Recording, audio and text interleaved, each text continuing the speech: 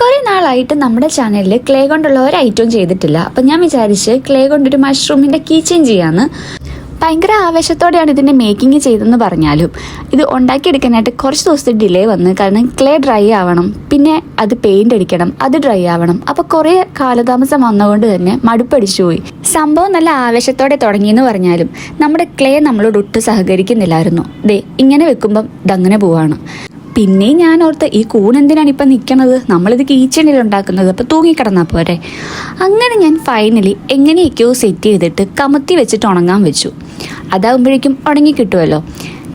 ഇങ്ങനത്തെ ഒരു item clay ഉണങ്ങുന്നതിന് മുന്നേ നമ്മൾ കുത്തി കൊടുത്തിട്ട് വേണം ഉണങ്ങാൻ വെക്കാനായിട്ട്. ഇല്ലെങ്കിൽ നമ്മൾ കുറച്ച് പാടുപെടും, അല്ലെങ്കിൽ വല്ല ഫെവിക്വിക്കും വെച്ചൊട്ടിക്കേണ്ടി വരും. അങ്ങനെ നമ്മുടെ സംഭവം ഉണങ്ങി കിട്ടിയതിന് ശേഷമാണ് ഞാൻ ഈ പെയിൻ്റ് അടിയൊക്കെ തുടങ്ങിയത്.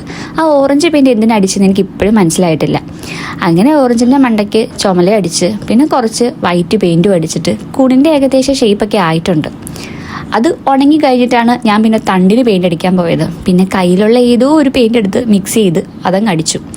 ഒറിജിനൽ കൂണ് തോറ്റു പോകണമെന്ന് വിചാരിച്ചിട്ട് ഞാൻ അടിഭാഗമൊക്കെ ഇതുപോലെയാണ് പെയിൻ്റ് അടിച്ചു കൊടുത്തത്. അങ്ങനെ നമ്മുടെ കൂണൊക്കെ പെയിൻ്റ് ഉണങ്ങി സെറ്റായിട്ടുണ്ട്. ഇനി നമുക്ക് അതിനകത്ത് കീ ചെയിൻ പിടിപ്പിച്ച് കൊടുക്കാം. അങ്ങനെ സിമ്പിളായിട്ട് നമ്മൾ കീ ചെയിൻ പിടിപ്പിച്ച് കൊടുത്ത് ഇത് ഞാൻ മീഷോയിൽ നിന്ന് മേടിച്ചിട്ടുള്ളതാണ്. അങ്ങനെ നമ്മുടെ കൂണിൻ്റെ പരിപാടിയൊക്കെ ഏകദേശം കഴിഞ്ഞിട്ടുണ്ട്. നമുക്കിനി സ്കൂൾ തുറക്കുമ്പം ഇത് വേണമെങ്കിൽ ബാഗിന്മേലൊക്കെ അങ്ങ് തൂക്കിയിടാം. സംഭവം നൈസായിട്ടുണ്ട്, എനിക്ക് ഭയങ്കരമായിട്ട് ഇഷ്ടപ്പെട്ട്, ക്യൂട്ടായിട്ടുണ്ട്. അപ്പം നമ്മുടെ വീഡിയോ ഇഷ്ടപ്പെട്ടെങ്കിൽ ചാനൽ സബ്സ്ക്രൈബ് ചെയ്യുക. അതേപോലെ തന്നെ ഈ വീഡിയോയ്ക്ക് ഒന്ന് ലൈക്ക് കൂടെ ചെയ്തേക്കുക.